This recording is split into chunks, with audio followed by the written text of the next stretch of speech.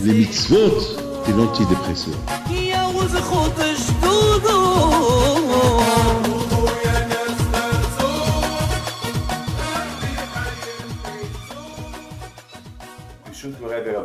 Avec la permission d'Hachem, aujourd'hui on est en plein fête de Pessah.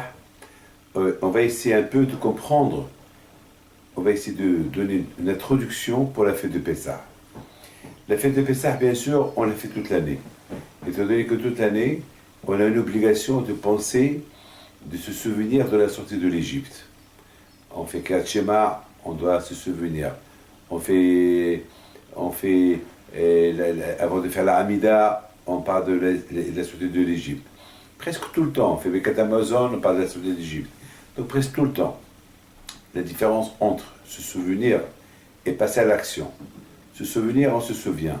Mais à Pessah, on nous dit, il ne faut pas se souvenir, il faut maintenant avoir le sentiment que tu as quitté l'Égypte. Chose qui est incroyable. Ça veut dire, il y a une différence entre tu te souviens de quelque chose et une différence lorsque on te dit maintenant, oublie le souvenir, maintenant tu passes à l'action. Maintenant tu vas dire, j'ai quitté l'Égypte. C'est impossible. Tu ne peux pas dire, je me souviens du passé et maintenant je mets le passé en réalité. C'est impossible. Je peux pas. Je peux faire un souvenir que s'il existe, par exemple, je peux penser manger une baguette, et après, il y a la baguette, et je l'achète, je la mange. Mais penser à une histoire qui s'est passée il y a des milliers d'années, 3000, presque 280 ans, et c'est passé, et je vais mettre cette imagination, ce souvenir en application maintenant, c'est impossible. C'est impossible. Alors ça, on va essayer de comprendre comment est-ce possible d'arriver à un souvenir, à le faire passer en réalité. Un souvenir qui passe en réalité. C'est quelque chose, mais si la Torah elle te le dit, c'est que ça peut se passer. C'est ce qu'on va essayer de comprendre. Mais avant de comprendre déjà ça, la Torah elle nous a donné une introduction. Déjà, la Torah, avant que les Juifs ils ont quitté l'Égypte, la Torah elle nous a donné une mitzvah à faire. Parce que c'est pas possible que les Juifs quittent l'Égypte si ils vont comme ça nus de mitzvot, sans rien du tout. C'est pas possible. D'ailleurs, toute la raison pourquoi les Juifs quittent l'Égypte, c'est pour recevoir la Torah.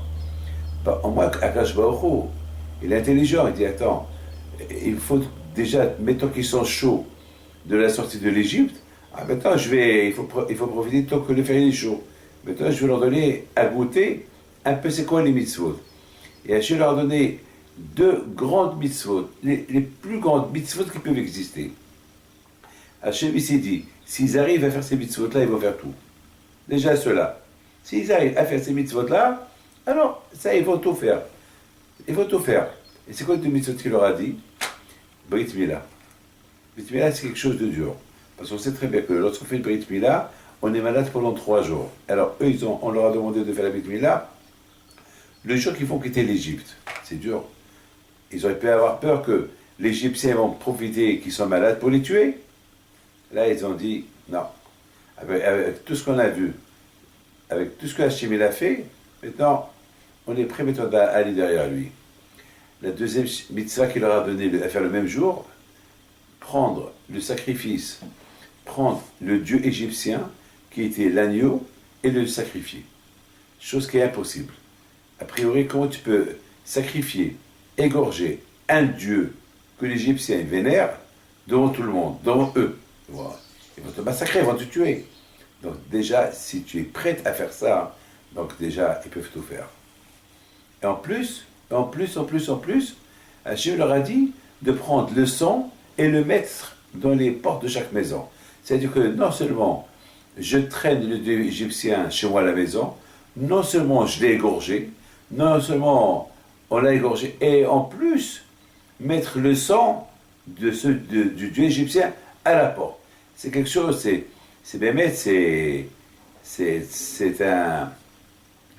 il faut être kamikaze pour faire ça. Et vraiment, c'est sûr que Et ils vont vers la mort, là. Ils ont dit non. Si Hachem nous a demandé de faire ça, on le fait. Maintenant, pourquoi Hachem a fait ça? Il faut savoir aussi. Akash Baruch Hu, il est très intelligent. Nous, peut-être, nous, on est limité à nos pensées. Akash Baruch Hu, il est illimité à ses pensées. Vous imaginez, dans la prière, on dit les Vnéaoré Vachéiklaou. Même les animaux, Akash Baruch Hu, il écoute lorsqu'ils ont faim. Il leur apporte quoi manger. Alors, si Akash Baruch Hu, il pense aux animaux, il fait une préparation, comment des centaines de milliards d'animaux dans le monde, Hachem, il leur fournit leur nourriture, que la performance Akash Baruch Hu surveille. Vous savez, on dit la prière, on dit que même les astres, les étoiles qui sont comptées par milliards, Akash Baruch Hu, il a leur nom. Et chaque matin, Akash Baruch Hu, il les appelle. Et la lune, le soleil, il les appelle. Ils appellent. Moni Mispal Akochavim, le Cholam Shimotikra. Il a les noms de chacun. C'est inimaginable. Inimaginable. C'est inimaginable. C'est des choses d'Akash Baruch Hu. Dans Akash Baruch Hu, il a, en donnant ces deux missions à Israël, bien sûr qu'il a une raison. L'une des raisons, déjà, c'est pour que les Juifs en Égypte, maintenant qu'ils vont quitter l'Égypte, il ne faut pas oublier qu'ils ont un souvenir de Paro. Paro, Nagmar dit que les Juifs, ils étaient idolâtres, des grands idolâtres. Nagmar, il utilise un mot dur. Ils étaient collés à la Abodazara. Ils étaient collés. Pourquoi? Parce que d'un côté, même maintenant, ils aiment Akadosh Baruch Hu. Pendant un an, comme Moshe Rabbeinu a fait des miracles, ils sont attachés à Hachem. Mais quand même, ils ont toujours le souvenir de la Abodazara qu'ils ont vénéré pendant 400 ans. N'oublie pas qu'ils ont grandi avec ça. N'oublie pas que Paro, chaque fois qu'il descend à la mer, elle va vers lui. Ils ont vu ça. Vous savez que Yaakov Abinu, il a béni par eux, il a dit, par rapport à le bien que tu nous as fait de nous donner une terre ici en Égypte, alors je te fais une bracha que chaque fois que tu arrives au Nil, l'eau du Nil, elle vient vers toi, il va arroser toute l'Égypte. Il va arroser toute l'Égypte. Donc, vous savez, c'est un miracle. Les Juifs, ils voyaient ce miracle. Les Juifs, ils voyaient ce miracle. Ils disaient, ah, c'est pas possible. Mais les Juifs, ils ne savaient pas que c'est Yaakov qui a béni Paro. Mais Paro, il s'est pris pour un Dieu. Il leur dit, hey, si je n'avance pas vers l'eau, il n'y aura pas d'eau. Donc, les Goïms et les Juifs aussi voyaient qu'il y a une force. Dans Akadosh Baruch Hu, il fallait que Akadosh Baruch Hu, il enlève cette force. Il enlève ces souvenirs de l'idolâtrie égyptienne de la tête des Juifs. Parce que même que le Juif, il est croyant, il est croyant, mais aussi il croit en autre. Il y a des gens qui vont croire en Dieu, mais ils croient aussi en l'argent. Et l'argent, c'est leur bon Dieu. Ils croient à la télévision. Ils croient à... Alors d'un côté, ils disent, on aime Akadosh Baruch Hu, j'adore Hachem, j'aime Hachem. Alors tu aimes Hachem, alors fais un sacrifice pour Hachem. Entre-temps, je vois que tu aimes plus l'argent que Hachem. Entre-temps, je vois que tu aimes plus l'iPhone que Hachem. Entre-temps, que je vois plus tel et tel que Hachem. Alors, tu sais bien, alors tu aimes Hachem, il faut décider-toi. Donc c'était important pour Hachem, et ça c'est grave, c'est ce qu'Hachem a dit, Mishchou yidechem me'abodazara. Il faut enlever votre main. Vous ne pouvez pas avoir une main dans la mezouza, une main dans le livre de Torah, une main dans tout ce qui est juif, et l'autre main du monde extérieur. C'est pas possible. Tu ne peux pas aimer ça et ça. Tu choisis ou ça ou ça. En plus, tu peux vivre ta vie dans ce monde-là, en même temps, tu peux aimer Akadosh Baruch Hu. La Torah, elle est adaptée avec tout ce que Hachem a créé. Hachem a créé un bon monde. Et le monde que Hachem a créé, tu peux vivre avec. Ne crois pas que en vivant la Torah, tu vas devenir au Moyen-Âge. Tu vas devenir primitif. Non, c'est pas vrai. C'est pas vrai. Tu peux vivre dans la génération moderne d'aujourd'hui en soyant un bon juif. Ça rien. Tout est adapté tu adaptes. Mais tu ne peux pas adapter ta Torah à tout ce qui est goy. Non, non. On peut arranger les choses. Mais tu ne peux pas dire je vais vivre comme un goy et je vais vivre aussi dans la Torah. C'est impossible. Tu peux vivre dans la Torah avec tout ce beau monde que Dieu a créé. N'oublie pas lorsqu'il a créé le monde. Il était bien adapté à Adam Arishon. Alors, si Adam Arishon était super bien, c'est bien adapté, donc on peut si on veut. N'oubliez pas les Bnei Israël dans le désert. Ils avaient de tout. De tout, de tout. Ils avaient de tout. Il ne manquait rien pendant 40 ans dans le désert. Et ils ont vécu. Baruch Hashem. On peut. Si tu veux, tu peux. Donc, Akadosh Baruch Hu, avant que les Juifs, ils ont quitté l'Égypte, c'était important pour Hachem que Am Israël, ils sachent qu'ils ne peuvent pas vivre étant comme un Égyptien et comme un Juif. Il faut qu'ils choisissent. Il faut qu'ils choisissent ou être Égyptien alors qu'ils restent en Égypte, ou s'ils veulent vivre comme un Juif, alors il faut qu'ils se détachent de tout ce qui est égyptien. C'est pour ça qu'il a dit à Hachem, Mishkhu yidechem enlevez vos mains de Avodah Zara. Il faut tirer vos mains de Avodah Zara. Alors c'est la raison pourquoi je veux leur donner ce sacrifice-là de Pesach à faire. Cet agneau, qui était le symbole de Avodah Zara, déjà pour deux raisons.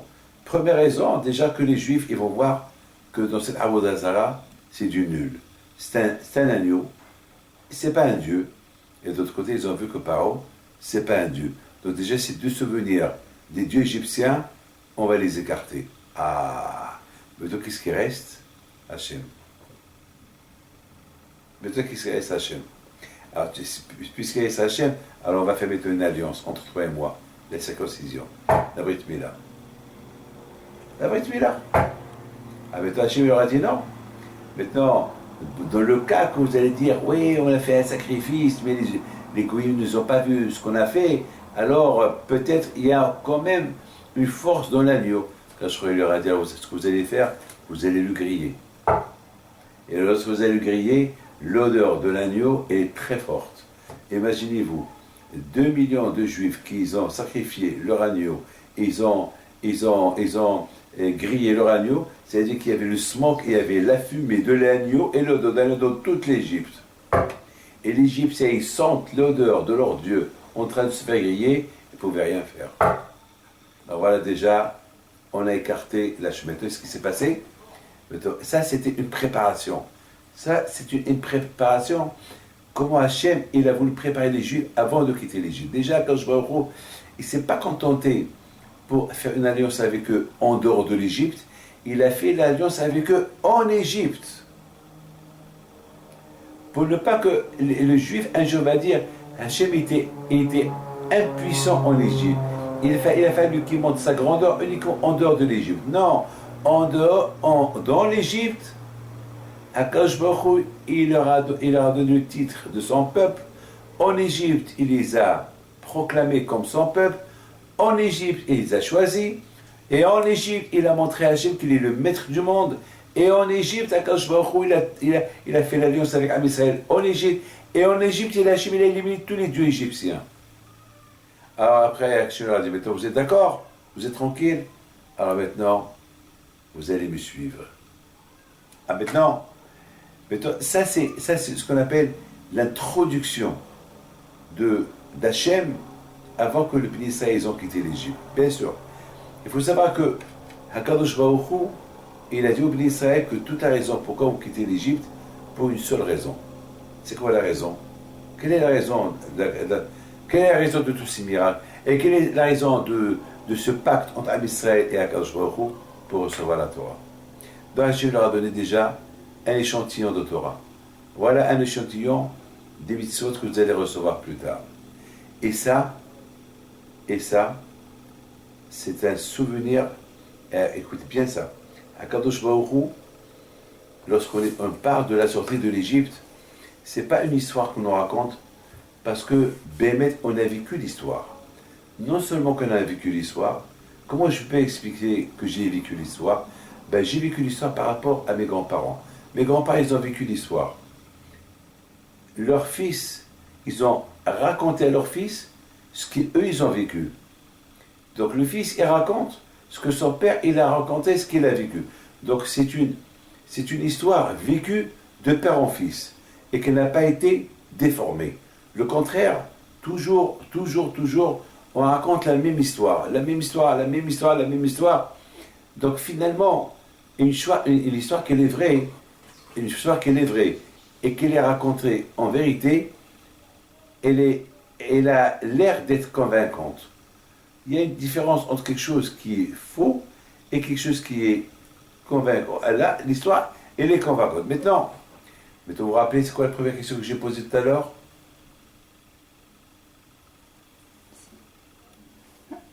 Alors, maintenant, on va essayer de comprendre maintenant deux choses et plusieurs choses. Maintenant, on va essayer. Alors, c'est quoi la question? Au début,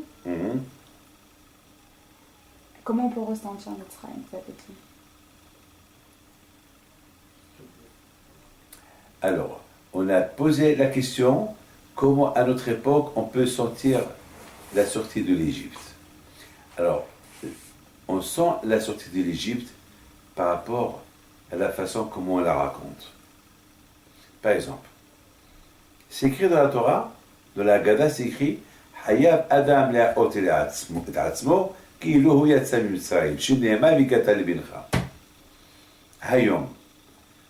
Chacun, il doit avoir le sentiment qu'il a quitté l'Égypte, et il faut raconter à ton fils. Alors c'est ça la réponse, la question et la réponse, ils sont dans cette phrase-là.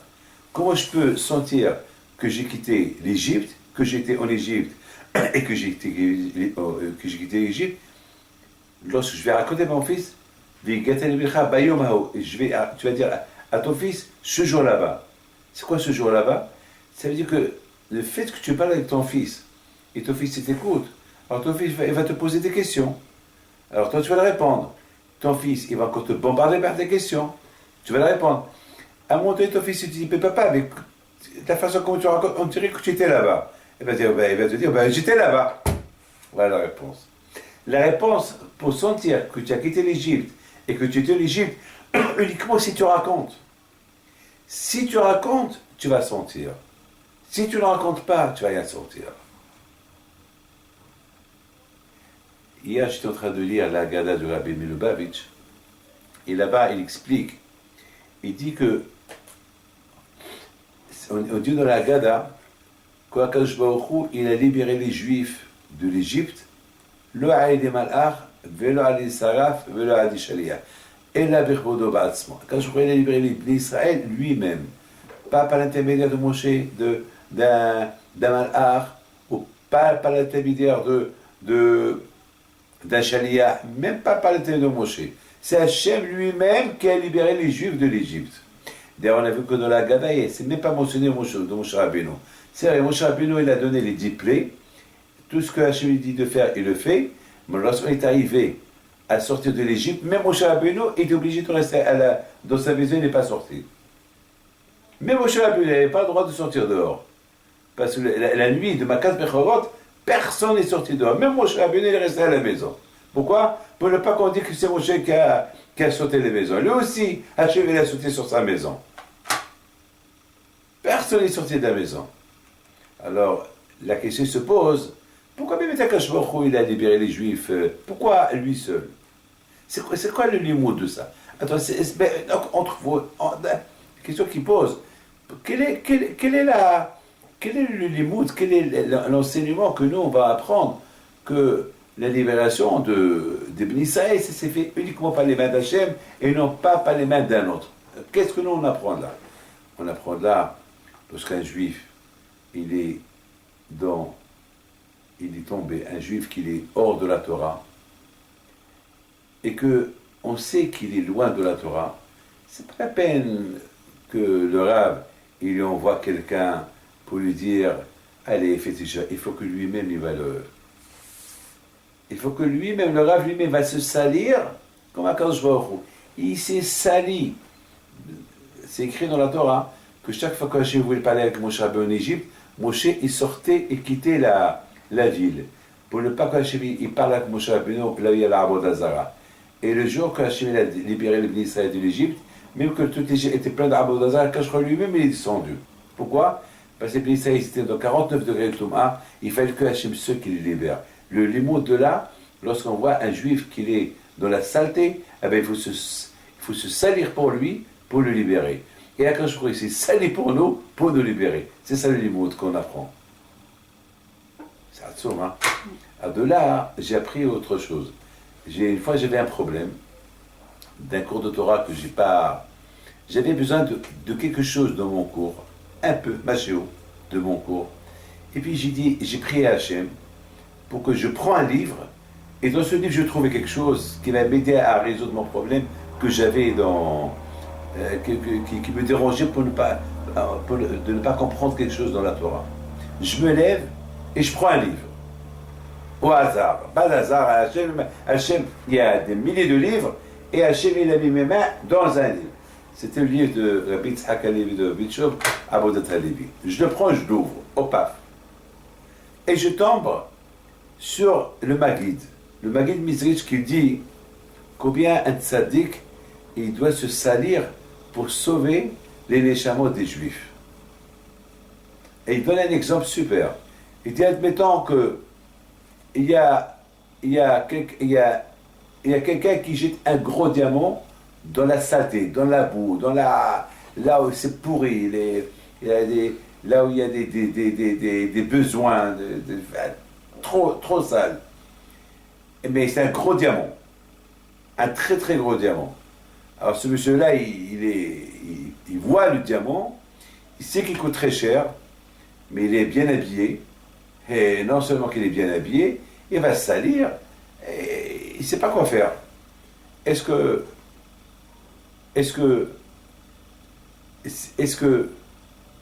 ce monsieur-là, il est assez intelligent pour ne pas penser une minute, et alors, salis-toi, tu vas vomir, parce que ça sent mauvais, mais par rapport à ce gros diamant que je vais prendre là-bas, il coûte des milliards. Tu peux acheter des milliards de costumes avec, et tu vas vivre toute ta vie avec. Tu vas les nettoyer. Et ça serait moche et fou que ce monsieur-là va dire non, je ne vais pas me salir, ben je m'en tant pis pour ce diamant. Mais vous, c'est un fou. Il dit comme ça. Il dit les tzadikim, dans chaque juif, il voit une neshama comme un diamant. C'est vrai, il est dans la boue. C'est vrai, il est sale. Le tzadik, il dit, c'est vrai, je vais me salir. Parce qu'un tzadik, lorsqu'il va avoir un contact avec un rachat, il va se salir. C'est pas grave. Je vais me salir. Mais après, je vais sauver ce diamant. Je vais le nettoyer. Et après, je vais le mettre sur moi. Il va être avec moi. Il va m'accompagner toute ma vie. C'est un diamant qui n'a pas de prix. Et un jour, lorsque je rencontrerai le roi, ben, je vais l'offrir. Quant au costume, je vais le changer. Et je prends une douche. Les tzadikim, ils vont se salir pour se mettre en contact avec les Shaim pour les sauver. Combien de fois, moi, David Pindo, j'avais des problèmes pour m'asseoir avec des gens qui sont athées et des gens qui ne sont pas croyants. Et je me dis, je peux les éviter.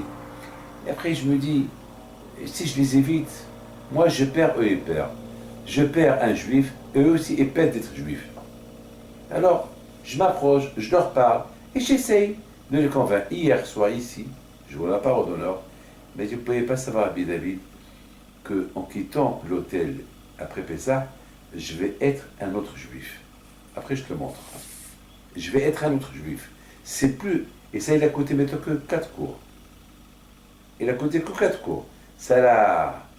Vous savez, ceux qui veulent Bémet, ça rapprocher à Hachem, ils ont les moyens. Mais ceux qui ne veulent pas ça, et ils ne veulent pas, eh bien, ils vont se sauver pour ne pas écouter le cours. C'est tout. C'est comme ça. On apprend de Akadosh Baruch Hu combien de choses il y a à apprendre à Akadosh Baruch Hu. Et c'est ça, Pessah. Pessah, c'est le limoud, enseigner. On apprend d'Hachem comment il faut sauver les autres. On apprend d'Hachem plein. On apprend plein de Akadosh Baruch Hu. Ah, maintenant, il y a eu beaucoup de Akadosh Baruch Hu, avant qu'il nous a fait libérer de l'Égypte. Il a déjà introduit plein de choses. Maintenant, il y a une chose qui s'est passée avant tout, avant que les Juifs aient fait le sacrifice de Pessah avant qu'ils ont pris l'agneau pascal, et avant qu'ils ont fait la Brit Mila, et avant qu'il y ait eu tous les miracles, déjà quand je vais leur parler, il leur a donné une mitzvah. C'est quoi la mitzvah? De se renouveler. Déjà le fait de leur dire ne pas manger Hametz et de nettoyer les maisons du Hametz. Il faut être bête pour se poser une question. Quel est le rapport? Pourquoi Kadosh Baruch Hu, il ne veut pas qu'on a le Hametz à la maison? Et alors, on quitte l'Égypte avec le Hametz. Pourquoi cette mitzvah d'enlever le Hametz? Et pourquoi cette mitzvah de manger la galette? Et pourquoi cette mitzvah de leur élever le matzé? Il ne faut pas avoir, il ne faut pas le voir. Pourquoi tout ça? Il faut une guerre au Hametz. Quelle est la raison? Pourquoi? What the problem? C'est quoi le problème de la Kadosh Baruch Hu? Oui, le problème. Hachem, tu me libères moi de l'Égypte. Qu'est-ce que tu veux que je mange la galette pour me souvenir du pain azim? Pourquoi quand je lui dis prends une baguette, qu'elle soit très très dure, et tu la manges? Voilà le pain azim. Pourquoi la matzah? Pourquoi la guerre contre le levure? Là aussi il y a des modes. Et Hachem, en plus Hachem il nous donne Rosh Chodesh Nissan, Rosh Chodashim. Le premier mois des mois de toute année, c'est Rosh Chodesh Nissan. Pourquoi? Qu'est-ce qu'il y a de Nissan? Qu'est-ce qu'il y a de spécial de Nissan? C'est quoi? Pourquoi? La première mitzvah que Hachem nous a donnée, et Mikadesh, sanctifier, bénir le mois de Nissan. Pourquoi? Quelle est la raison? Et se sanctifie le mois de Sivan, et se sanctifie le mois de Tishrei? Non.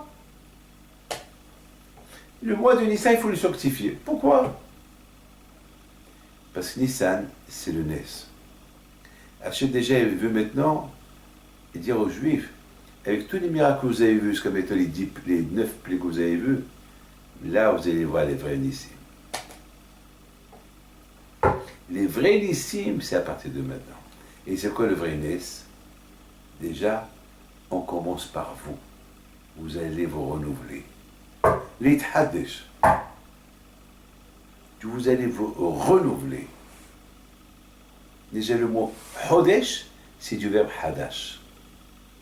Et dans les Hasidim, dans les grands Admorim Hasidim, ils disent que le mois de Nissan, c'est le mois du Tchadchout. Le premier Tchadchout de toute l'année. C'est-à-dire que toute année, il y a des Tchadchout. Dans toute l'année, il y a des nouveautés. Mais la première nouveauté de toute l'année, c'est Nissan. Ah, c'est quoi? C'est quoi? Toi. Comme ça, je réponds. Toi.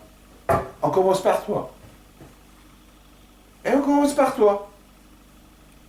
Toi déjà. Comment je vais être Mithadesh? Ah bah comment tu vas être Mithadesh? Alors on va te dire comment tu vas être Mithadesh. Déjà, tu vas commencer déjà à se préparer pour de prendre l'agneau, le dieu égyptien. Déjà, il n'y aura plus de Hametz. Parce que le Hametz, c'est la levure, c'est la Gahava. Quelqu'un qui le revêt sur lui, quelqu'un qui revêt sur ses midot. Parce que maintenant, n'oubliez pas qu'Hachem veut nous donner la Torah. Et il y a 48 degrés de Touma. Donc 49 degrés de Touma. Comment il va annuler ces 49 degrés de Touma? C'est impossible. Comment? La Hanava. Un homme qui supporte le joug d'Hachem et qui est battel devant Hachem, qu'il est devant Hachem, puis je suis battel. C'est le début des tikkunim de tous les mots de Traout. C'est le début de la réparation de toutes les mauvaises actions. La bitoul. Et bitoul, annulation, et Hanava, être humble, c'est le symbole du Hametz et la Matzah.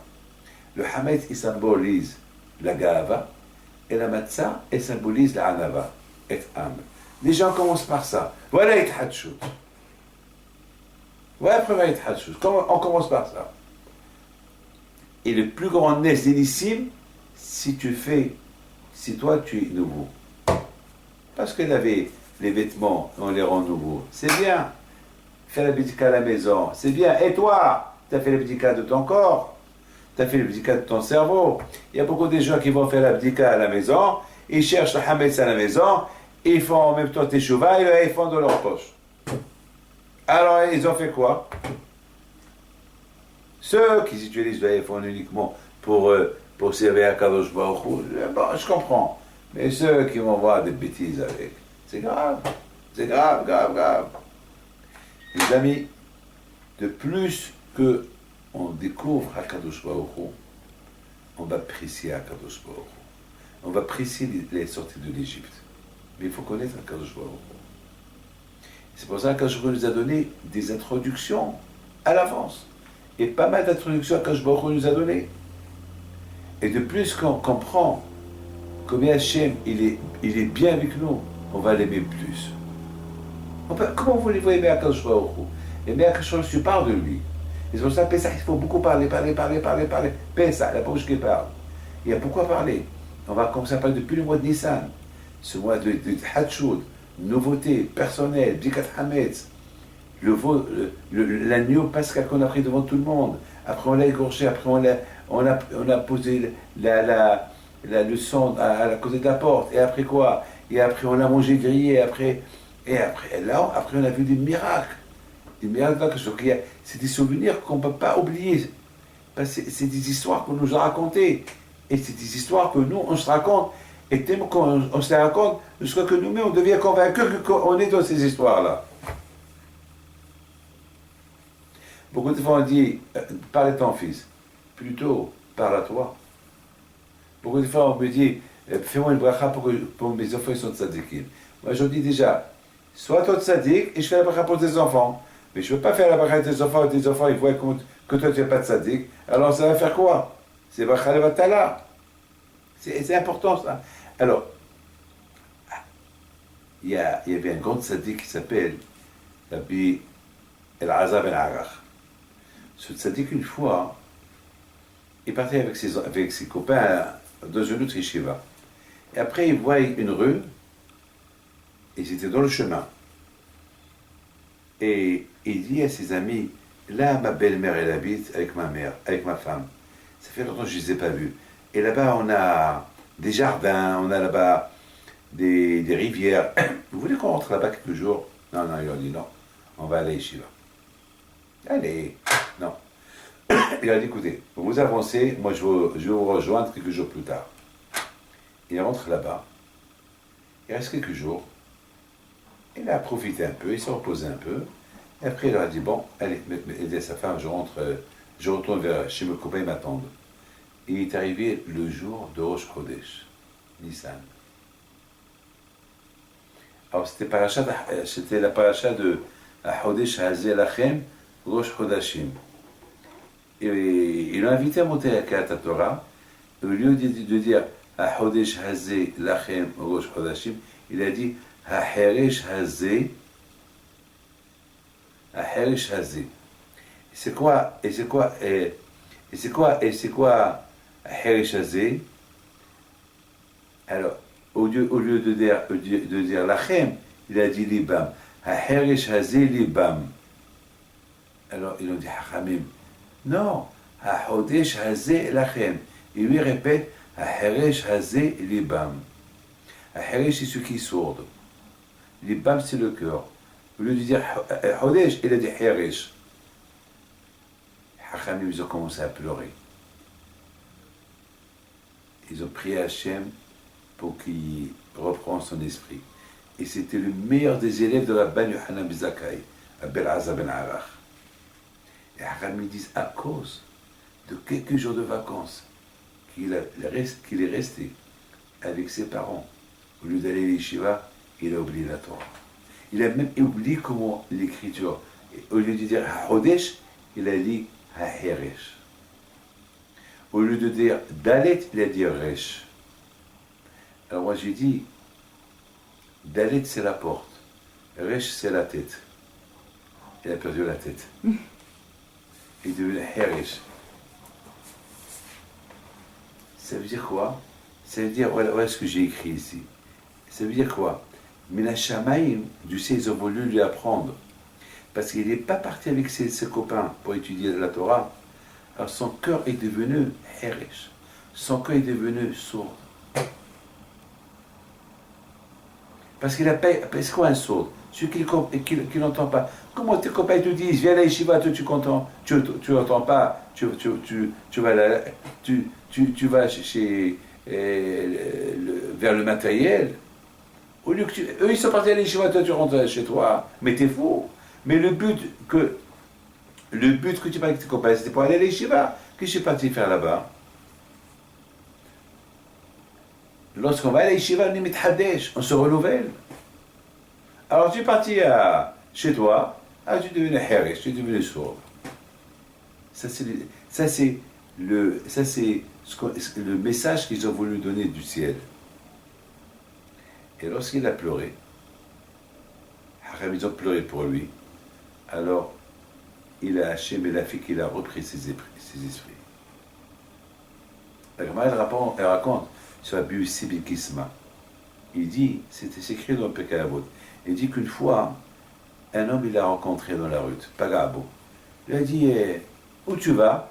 Il dit, je vais à la yeshiva. Je t'en préviens avec nous, chez nous, dans la ville, on te donne des milliards, parce que tu as un beau visage, tu as haram, bien sûr.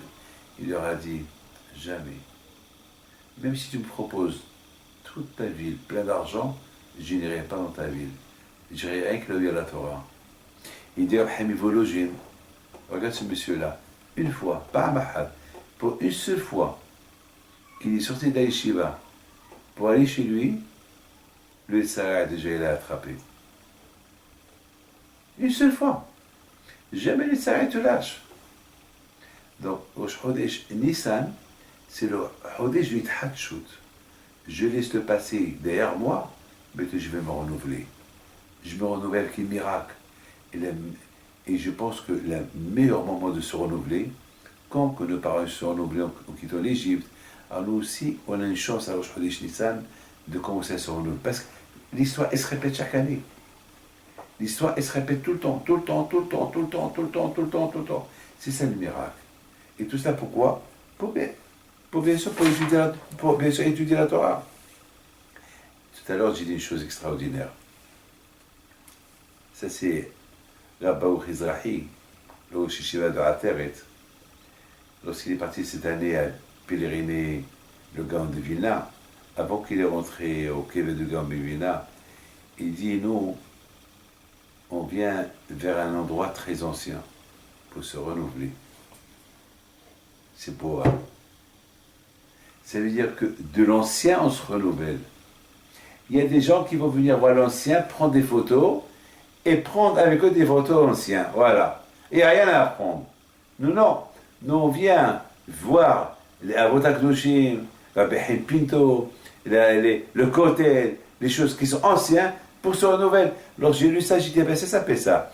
Pessah, c'est du passé. Pessah, c'est l'histoire qui s'est passée il y a 3200 ans, un peu plus.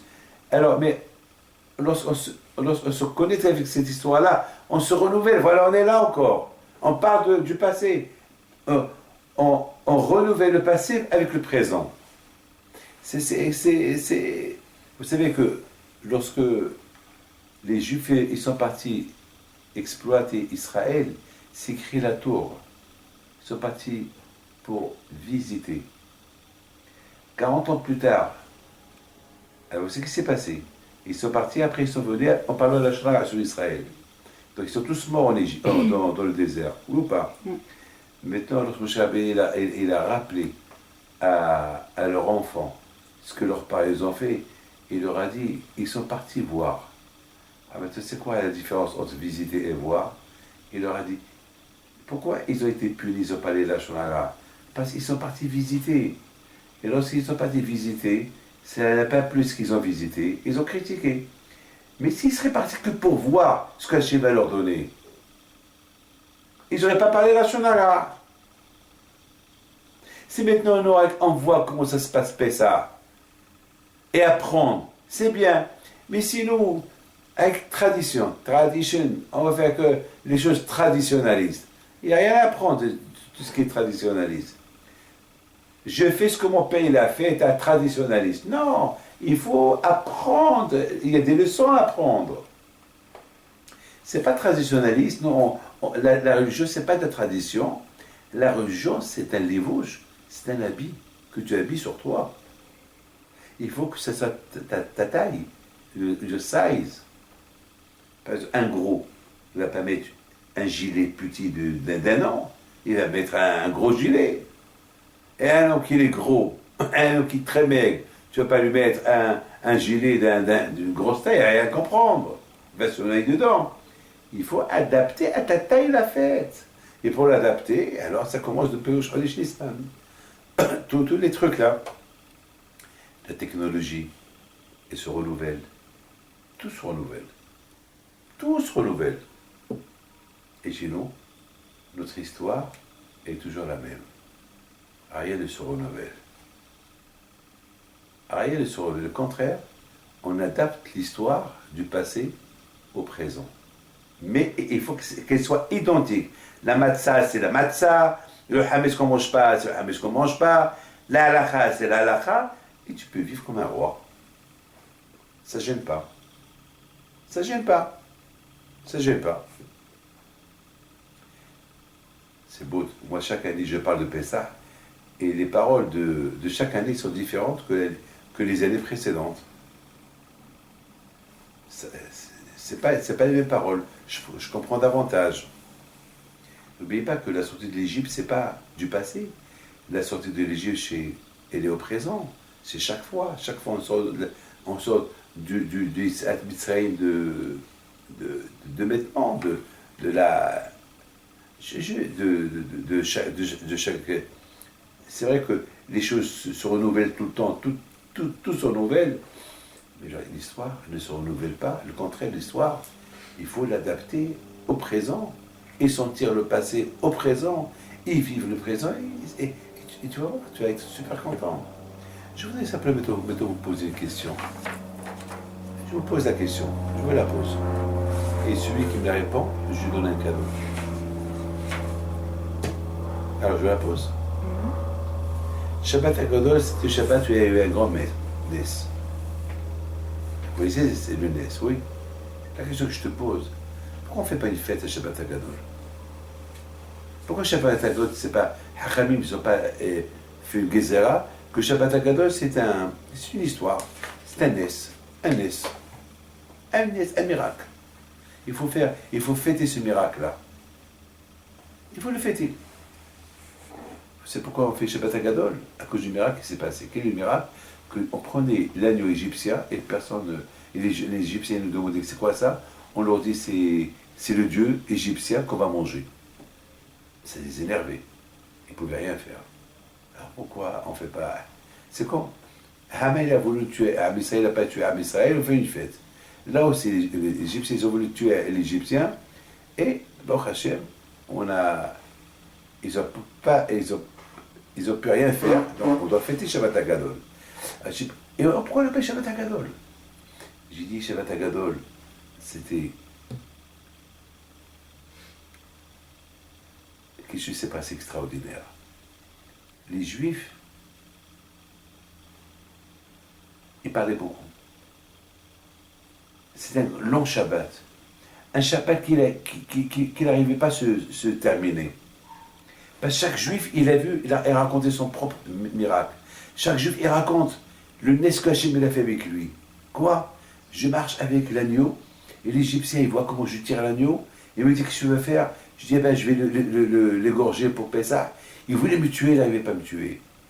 Et dès que je marche encore deux pas, il y a un autre Égyptien. Donc ce Juif-là, il raconte à tout le monde. L'autre aussi, il raconte. Et chacun, il raconte. Donc c'était un Shabbat que chacun, il raconte. Ah, pourquoi on ne fait pas une fête? Pourquoi on ne fait pas une fête? Parce qu'il leur manquait l'arôme, le goût. Il y a des gens qui voient un miracle, ils voient le miracle, ils sont épatés par le miracle, mais après le miracle, ils s'oublient. Quand le miracle ne s'oublie pas, lorsqu'on est attaché à la Torah. La Torah, elle colle le miracle dans ta peau. Et lorsqu'il n'y a pas la Torah, tu peux voir des miracles du matin au soir. Tu les vois, tu les oublies. Un homme qui dit à sa femme, je t'aime, elle est heureuse. Mais si le mari, il ne fait pas un acte, il achète un cadeau, il est gentil avec elle, eh ben, à quoi ça sert de lui dire je t'aime? Eh ben, tu m'insultes, tu me donnes une gifle, tu te comportes mal avec moi. C'est ça, aimer. Une femme qui dit à son mais par contre, on voit que l'enfant, il aime toujours sa mère. Pourquoi il aime toujours sa mère? La raison, elle est aussi, c'est parce que sa mère lui donne toujours à manger.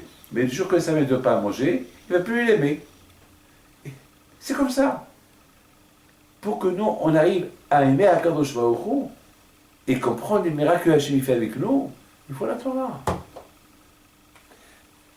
Dans chaque matin, on se contredit. D'après, on dit Hachem, on t'adore, on t'aime, ouvre notre cœur pour t'aimer, pour étudier la Torah. Hachem, là où il te dit ok. Et après, le lendemain, encore on vient Hachem, on t'aime, on t'adore. Alors je t'en prie, Hachem, ouvre-nous le cœur de la Torah et colle-nous à toi.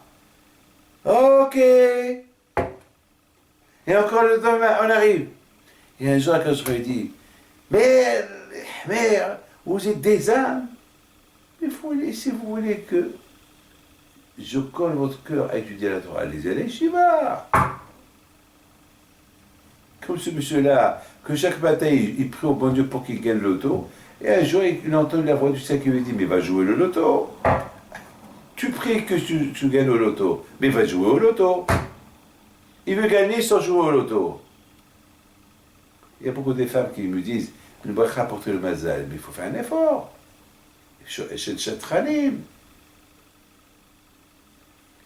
C'est la raison pour qu'on n'a pas fait. Tous les plaies, les 10 plaies qu'il y a eu en Égypte, on ne fait aucune fête pour ces plaies-là. Parce qu'après, on ne devait faire que des fêtes. Pourquoi? Parce qu'il manquait la rame, le ta'am, il manquait la Torah. Maintenant qu'on a reçu la Torah, maintenant on apprécie chaque miracle, les miracles. Mais à cette époque-là, étant donné qu'ils n'ont pas encore reçu la Torah, ils ont reçu quelques mitzvot. C'était pas assez pour qu'ils apprécient le miracle. Il manquait. Il manquait quelque chose. Accompagnez, je termine avec une belle phrase. Hachem dit au Bnei Israël, Mishru ukhu lachem se. Mishru, tirez vos mains avec de la avodah zara. C'est quoi? Ça veut dire, vous voulez me servir? Déjà, oubliez la avodah zara égyptienne. Prenez l'agneau égyptien, vous allez l'égorger. Alors, regardez ce que j'ai trouvé. Mishru ukhu lachem se. Les initiales de ce passouk-là, Moshel, rachetez votre Moshel. Et Zéo Gibor, à Moshel Bitzor. C'est qui est le fort? Le fort, celui qui prend son iPhone et le casse. Le fort, celui qui dit, tiens, je vais commencer à étudier la Torah. Celui qui est le fort, tiens, c'est ça le fort. C'est pas le fort, il dit, je suis fort, et il est faible. Il dit à Israël, vous voulez vous sentir fort contre les Tsahara? Oui! Enlevez les mains, vos mains de la Avodah Zara. Celui qui a fait ça, c'est ça le miracle. Le miracle, c'est que j'enlève mes mains de la Avodah Zara. Le 10 Nissan, ils ont pris le veau. L'agneau, par exemple. Le 10, pourquoi le chiffre 10 qui représente les 10 commandements? Ça veut dire que vous savez que vous allez recevoir les commandements, mais avant que vous receviez le commandement, déjà, à partir de mettre déjà, soyez forts. Enlevez vos mains de la avodah zara. Ukhu, c'est du verbe lekah. Lekah, c'est la Torah. Qui est kahtov natati lachem. Celui qui enlève, celui qui moshel, va avodah zara shelo, celui qui commande les Tzara, et c'est pas les Tzara qui le commande, celui-là, il va s'approprier la Torah. Mais sinon, il sera toujours perdu. En Argentine, il s'est passé un grand miracle. Il y a un qui est venu écouter mon cours, il y a quelques semaines, ça l'a tellement touché.